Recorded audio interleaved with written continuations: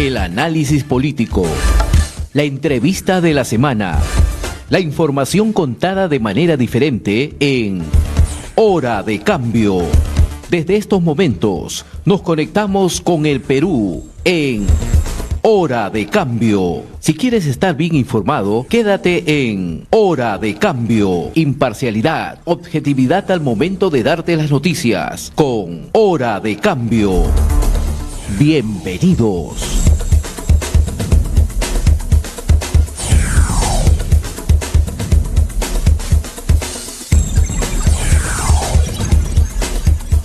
Muy bien, vamos a entrar en comunicación vía telefónica con el doctor Germán Lora. Él es abogado especialista en Derecho Laboral, a quien le damos la bienvenida. Doctor Lora, ¿cómo está? Muy buenos días. ¿Cómo están? Buenos días, gusto estar con ustedes. Bien, esta semana entró en vigencia la norma que regula los servicios de tercerización laboral. ¿Cuál es su primera impresión sobre este tema? Mi primera impresión sobre este tema es que no se están haciendo jurídicamente y legalmente bien las cosas, ¿no? Uh-huh. Es muy legítimo que representantes del gobierno y funcionarios del gobierno tengan la idea de limitar la figura de la tercerización como lo quieren hacer, pero las cosas se deben hacer de manera correcta y se están haciendo legalmente mal. Lo explico rápidamente. Correcto. Se están modificando los alcances de una ley a través de un decreto supremo, a través de una norma reglamentaria. Y ninguna ley puede ser modificada a través de un reglamento. Lo que hacen los reglamentos es explican, desarrollan la ley, pero no la modifican. Entonces, ese es el inconveniente que tienen. Repito, es muy legítimo el derecho que tienen los funcionarios hoy, la gente que está en el gobierno, de querer modificar la tercerización, pero creo yo, desde mi particular punto de vista, que debe hacerse las cosas como la ley manda y como la Constitución lo establece. Entonces creo, como primera reflexión, que creo que hay que hacer las cosas de mejor forma, jurídicamente hablando. Ya, pero parecería que ese es el estilo que está aplicando en forma de gobernar de parte del presidente. Sí. La derrama magisterial la pretende intervenir a través también de un decreto supremo, ¿no? Eso es que creo que han encontrado, no pueden entrar por la puerta y están entrando por la ventana, ¿no? Ajá. Para hacer un símil. Es decir, las cosas se hacen bien. Hay que tener respeto a la norma jurídica. Todos los gobernantes y los funcionarios hablan de respeto, de democracia y de respeto a los términos de la Constitución y de la ley, y no lo están haciendo. Entonces, si mi intención es modificar una norma, entonces que vayan por el procedimiento que lo establece la Constitución, que es a través del Congreso. Y si no tienen mayoría, pues ese es el equilibrio político, ¿no? Pero no creo que sea correcto y lo han hecho ya con la tercerización, lo están haciendo con la Ley de Relaciones Colectivas de Trabajo, que hace un mes también han sacado una norma, lo quieren hacer con el 728, que es la norma que regula las actividades del sector privado. Entonces, ¿qué vamos a tener? Le informo, no sé si usted tiene conocimiento, Indecopi acaba de sacar una resolución el día de ayer, donde de manera general establece la inaplicación de esa prohibición establecida en la ley de tercerización. Entonces,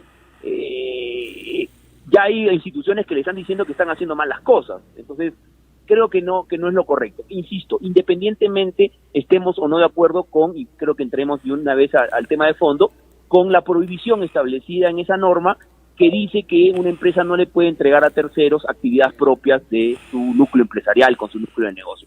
Es muy válida la limitación que se quiere establecer, pero hagámosla correctamente en una ley, ¿no? Y mientras tanto, ¿qué va a pasar? Ese es el problema, porque mientras tanto tenemos entidades empleadoras, empresarios que quieren invertir en alguna empresa peruana, en contratar trabajadores, y tenemos reglas de juego que no se cumplen. Si hoy día es tercerización, hoy día es relaciones colectivas, mañana es 728, entonces no hay reglas de juego claras.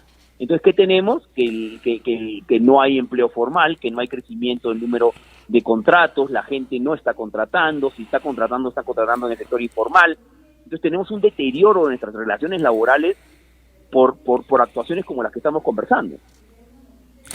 Ahora, el gobierno también anunció en días pasados la libre sindicalización y puertas abiertas a esta sindicalización por parte de los trabajadores. Se les va a dar una serie de facilidades. De igual manera se habló de que el tema de la huelga era una decisión propiamente de los trabajadores, que las empresas prácticamente, bueno, cumpliendo las normas, ¿no? Ya no utilizarían este factor para declararlas ilegal, o el Ministerio mismo de Trabajo. ¿Cómo usted observa esta inclinación a una serie de beneficios laborales que son justos, como usted dice, pero que de repente no se pueden aplicar en forma así arbitraria? Sí, es lo segundo que yo le decía, ¿no? Hace un mes ha salido un decreto supremo que también en muchas partes lo que hace es modifica la ley de relaciones colectivas de trabajo, e insisto, un reglamento no puede modificar una ley, y en la búsqueda de darle mayor poder a los sindicatos, darles mayor poder a las huelgas, lo que genera definitivamente un desequilibrio importante en las relaciones laborales. Las relaciones laborales, las normas laborales lo que buscan es que exista un equilibrio entre el empleador y el trabajador, pero también hay normas laborales y actuaciones del Poder Judicial o los órganos administrativos que vuelven a generar un desequilibrio, dándole mayores poderes a los sindicatos. Yo no creo que el problema del Perú hoy sea la poca fuerza que pueda tener un sindicato o el poco número de trabajadores sindicalizados, ¿no?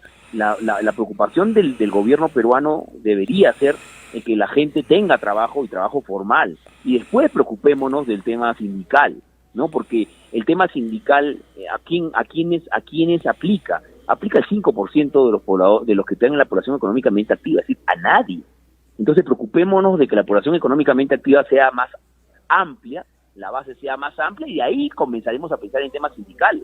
Pero no podemos comenzar a pensar o tener como prioridad el tema sindical cuando no hay puestos de trabajo. Entonces creo que hay que tener prioridades en la actuación del mercado laboral peruano. Eso para mí es muy importante.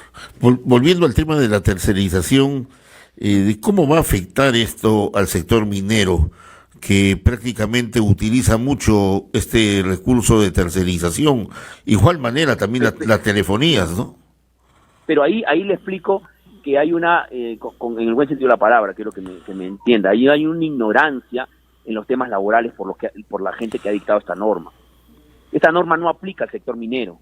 Entonces, se han querido afectar al sector minero con esta norma. No aplica porque lo que se ha hecho es modificar la ley de tercerización, y la ley de tercerización no aplica al sector minero. El sector minero tiene una ley de contratas mineras regida por la ley de general de minería. Es decir, la ley general de minería establece una ley de contratas mineras y tiene un mundo aparte, es una regulación jurídica aparte. Entonces, para que vea, si es que esa era la intención, hasta eso lo han hecho mal, porque esta norma no aplica al sector ni al sector agrario, ni al sector minero, ni al sector de construcción civil, que tienen reglas específicas en materia de tercerización. Uh-huh. Pero en este caso afectaría a Sedapal, afectaría a las telefonías, ¿no? Porque ahora Telefónica, correcto, por ejemplo, ha desmembrado prácticamente su empresa y las ha tercerizado, cumpliendo el mismo objetivo, ¿no? Sí, lo que pasa es que hay que tener en cuenta que no podemos individualizar actuaciones de empresas para poder generalizar una norma jurídica, claro, ¿no? Una norma jurídica no puede tener nombre propio. Entonces, siempre se pone el ejemplo de la empresa de telefonía que usted menciona, y a veces se dice que está mal porque esta empresa lo ha hecho así o la otra empresa lo ha hecho así.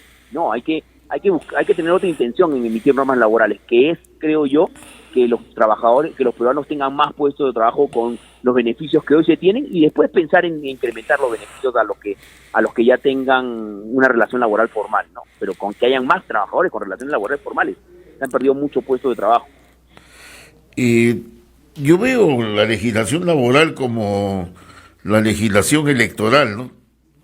Cada gobierno que entra lo modifica de acuerdo a su interés. No existe una norma general, una ley general de trabajo que rige los destinos de todos los trabajadores en general, tanto del Estado como también del sector privado, y que al final de cuentas, pues, esto esté enmarcado dentro de los postulados, pues, de la Organización Internacional de Trabajo, ¿no?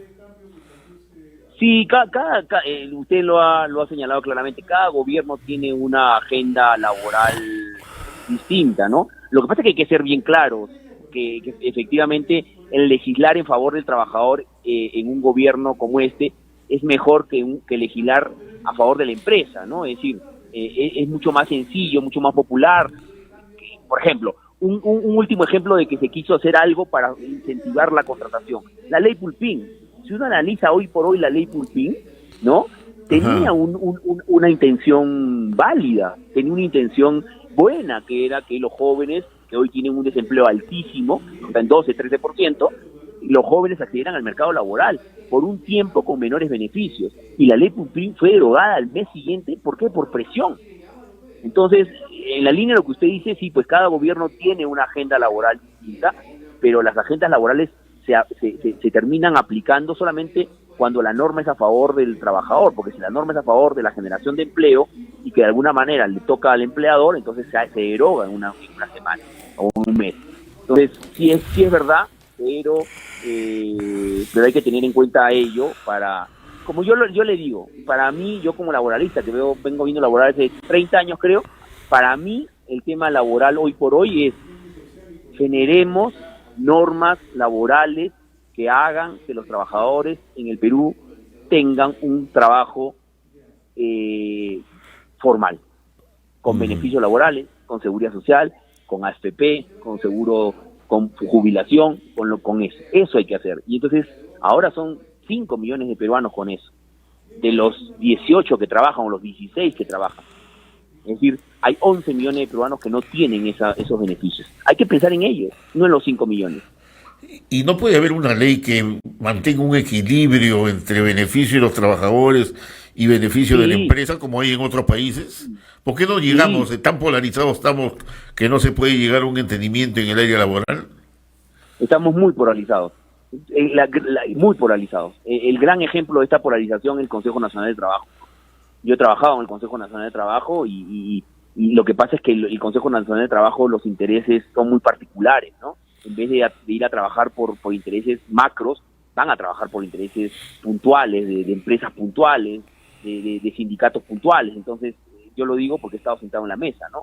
Entonces, yo lo que quiero decir ahí es, si un Consejo Nacional de Trabajo no nos ha dado en, 20 años, 25 años de existencia, ninguna norma laboral, imagínense, pues, justamente ese debería ser el foro en el cual se censúen normas, se revise qué es lo que podemos hacer por una legislación laboral, pero tan polarizados estamos que tiene ese Consejo Nacional de Trabajo 20 años y creo que la única norma que sacó no es una norma laboral, sino una norma de modalidades formativas, la única en 20 años. Entonces hay que trabajar. ¿Sabes dónde tenemos que trabajar mucho? En los dirigentes sindicales, en los dirigentes gremiales. Ahí tenemos que trabajar mucho. Pero hay un tema ahí, que he conversado con muchos dirigentes sindicales y me doy con la sorpresa de que por diferentes motivos, lógicamente, muchos ya no quieren asumir la dirigencia sindical. O sea, antes era parte de la lucha reivindicativa, digamos, llegar a ser dirigentes sindicales, inclusive las izquierdas pues se peleaban por ser secretario general de sindicatos fuertes, ¿no?, que tengan prevalecencia en el área laboral, pero ahora ya no, ahora hay mucho desinterés del trabajador y menos llegar a ser dirigente sindical. Y yo le preguntaría por qué es eso. Ahí está la pregunta. Claro, la actuación de los sindicatos no ha sido una actuación que me genere esa necesidad y ese ímpetu de formar parte de ellos y creer que es un vínculo que me puede llevar a resultados correctos, a tener una buena relación con mi empresa, ¿no? Entonces yo creo que hay que hacer una revisión de la actuación, no estoy generalizando, de la actuación. Por ejemplo, en Argentina se acaba de presentar un proyecto de ley muy interesante que establece que los dirigentes sindicales tengan solamente 4 años como dirigentes sindicales, con renovables 4 años y no más. Yo creo que una renovación de las dirigencias sindicales es muy, muy importante también. Y una capacitación de las mismas, ¿no? Ahora, hay un ejemplo que me parece rescatable, inclusive ver comunicados en conjunto de la Federación de Construcción Civil, CGTP y el CAPECO, ¿no? por el derecho al trabajo, contra la violencia, contra el asesinato de dirigentes sindicales, mejores condiciones de trabajo, en la precaución de accidentes. Eso es saludable, ¿no? Es muy saludable, es muy saludable que se tenga un consenso. Miren cómo en situaciones como las actuales hemos podido llegar a consensos en esa materia, ¿no? Me pareció interesante también, no sé si usted ha visto una entrevista en una radio muy popular de Lima, donde un dirigente sindical de construcción civil sale y dice que el tema de la tercerización va a perjudicar a los trabajadores, ¿no? Sí. ¿No? Es bien interesante porque ese análisis no se hace y me pareció muy lúcido, muy coherente, de una apreciación bastante amplia de un dirigente sindical, creo que era de sector construcción civil, respecto a un análisis. Lo hizo excelentemente. Y esas son las cosas que hay que hacer. Así como el sector empleador también tiene que hacer muchas meas culpas de lo que hace, también el sector sindical tiene que hacer muchas meas culpas de lo que hace. Y yo creo que en esa línea podríamos llegar a tener buenos resultados. Justamente ahí hay dos posiciones. Una, la que usted señala, creo que fue el señor Aliaga de la CTP, y el otro es la posición del señor Villanueva de la CGTP, que parece que las dos están encontradas. Pero en fin, lo cierto es de que muy poco se está debatiendo los derechos laborales, porque tampoco puede haber una reactivación económica donde solamente se favorezca pues al empresario con beneficios, etcétera, y al final de cuentas pues al trabajador solamente se le diga, bueno, tienes derecho al trabajo y ahí queda, pues, ¿no? Sí, tampoco se trata de eso, ¿no? No, pero es que lo primero que tenemos que hacer es que haya trabajo, que los empleadores den trabajo, que sea un trabajo formal, que le den su gratis, sus EPS, sus vacaciones, que le den sus horas extras, que le den su seguridad social. Esas cosas hay que cuidar y hay que seguir creciendo en la línea de hay que seguir creciendo en la línea de que más trabajadores tengan lo que le acabo de decir. Ya cuando tengamos 10 millones de trabajadores en eso, podríamos comenzar a pensar en qué mayores beneficios podrían tener esos 10 millones, pero no los 4 que hoy tenemos. Muy bien, muchas gracias al doctor Germán Lora, desde la ciudad del Cusco, con quien hemos conversado sobre estos temas de derecho laboral. Estaremos pendientes, doctor Lora. Muchas gracias por la entrevista, buenos días. Bueno, bien. Hemos presentado Hora de Cambio. Nos volveremos a encontrar el próximo sábado, a esta misma hora y por la misma frecuencia. Nuestro equipo de producción ya está trabajando recopilando información para un nuevo encuentro en Hora de Cambio.